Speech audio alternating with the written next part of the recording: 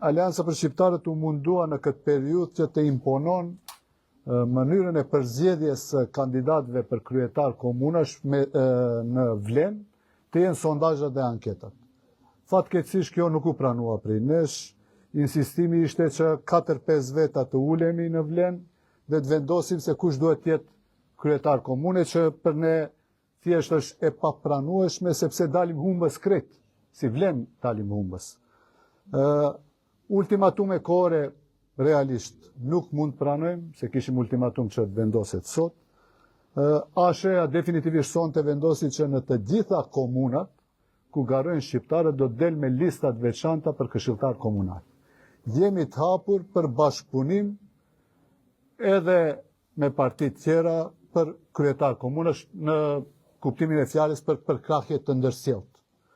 Dhe ASHE-ja prej fillimit të majit fillon me formimin e shtabeve dhe në komunikim me aktivin politik të Aleancës për Shqiptarët në të gjitha dekat.